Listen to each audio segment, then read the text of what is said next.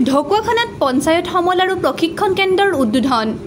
ৰাজ্য চৰকাৰৰ পঞ্চায়ত আৰু গ্ৰামোন্নয়ন দপ্তৰৰ অৰ্থ সাহায্যৰে ঢকুৱাখানা নগৰৰ সৰলা পথাৰত নিৰ্মিত এটা প্ৰশিক্ষণ কেন্দ্ৰ শনিবাৰে উদ্বোধন কৰা হয়।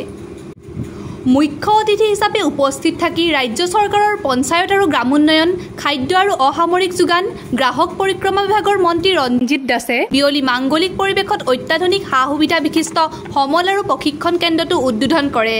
ঢকুৱাখানা জিলা বিজেপিৰ সভাপতি প্ৰদীপ চমুৱাৰ সভাপতিত্বত এই সন্দৰ্ভত সমল কেন্দ্ৰৰ প্ৰাংগণত এখন উদ্বোধনী সভা অনুষ্ঠিত হয়।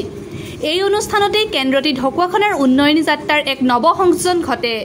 ইপিনে কেন্দ্ৰটিয়ে আজি পূৰ্ণতা লাভ কৰাত সমগ্ৰ ঢকুৱাখানাবাসীয়ে এই ক্ষেত্ৰত ঢকুৱাখানাৰ স্থানীয় বিধায়ক নৱকুমাৰ দলেক ধন্যবাদ জনায়।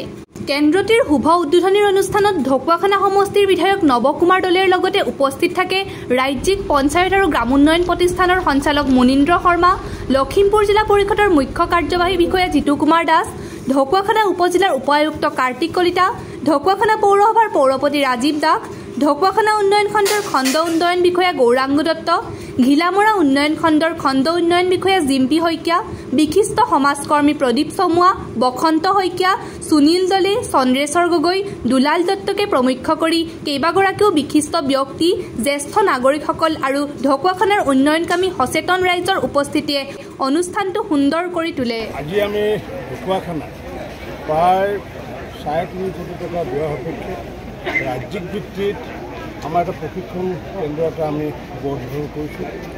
যেতিয়া মাননীয় নৱ দলে ডাঙৰীয়া যেতিয়া তেওঁ পঞ্চায়ত বিভাগৰ মন্ত্ৰী আছিল আৰু তেতিয়াই এইটো পৰিকল্পনা কৰিছিলে যে ৰাজ্যিক ভিত্তিত প্ৰশিক্ষণ কেন্দ্ৰসমূহ অকল গুৱাহাটীৰ ভিত্তিত নকৰি আমাৰ অসমৰ উত্তৰ প্ৰান্ত যাতে ধেমাজি, লখিমপুৰকে আদি কৰি বিশ্বনাথকে আদি কৰি বা আমাৰ এই অঞ্চলকে আদি কৰি সেইসকল মানুহে যাতে গুৱাহাটীত অহাৰ পৰিৱৰ্তে যাতে আমি ঢকুৱাখানাত যাতে আকৰ্ষণ কৰিব পাৰোঁ তাৰ কাৰণে পৰিকল্পনা কৰিছিলোঁ আৰু সেই পৰিকল্পনা আজি বাস্তৱত ৰূপায়ণ কৰি আমি 3.5 কোটি টকা ব্যয় সাপেক্ষে এই ৰাজ্যিক ভিত্তিত প্ৰশিক্ষণ কেন্দ্ৰ আমি উদ্বোধন কৰিছোঁ। যাতে পঞ্চায়ত লেভেলৰ যিমানবোৰ প্ৰশিক্ষণ সেই প্ৰশিক্ষণবোৰ ৰাজ্যিক ভিত্তিত প্ৰশিক্ষণবোৰ আমাৰ ইয়াতে হ'বগৈ আৰু এনেকুৱাকৈ প্ৰশিক্ষণ কেন্দ্ৰ প্ৰতিটো জিলাত যোনটো জিলা ভিত্তিত আছে ৰাজ্যিক ভিত্তিত আমাৰ এতিয়া এইটো তৃতীয় হ'ল, এতিয়া আমাৰ খানাপাৰাত আছে, এতিয়া গুৱাহাটীৰ কাহিকুছিত আছে আৰু এটা আমাৰ এইটো ঢকুৱাখানা এইটো।